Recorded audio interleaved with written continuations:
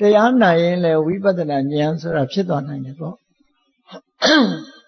မြတ်စွာဘုရားလက်ထက်တော်အခါကာလတုန်းကဘုရားဟောတဲ့တရားကိုနာရင်လည်းပဲသောတာပန်ဖြစ်တဲ့ပုဂ္ဂိုလ်ဖြစ်သွားတယ်သဂရကနာဂယန္တာဖြစ်တဲ့ပုဂ္ဂိုလ်တွေလည်းဖြစ်သွားကြဘာဖြစ်လို့လဲဆိုဂယုတစိုက်နားထောင်ကြလို့ပဲ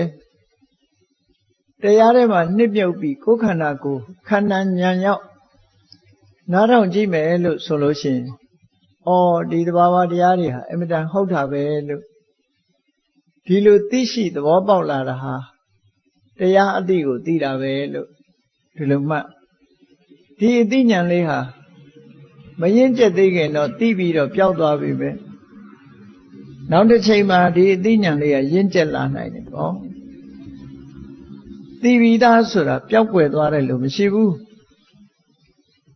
တိုးတက်ပြီးတော့တဖြည်းဖြည်းရင့်ကျက်လာတာပဲရှိတယ်ဒါကြောင့်မလို့တခြားအချိန်တွေဝိပဿနာကျင့်စဉ်မကျင့်နိုင်သေးဘူးဆိုရင်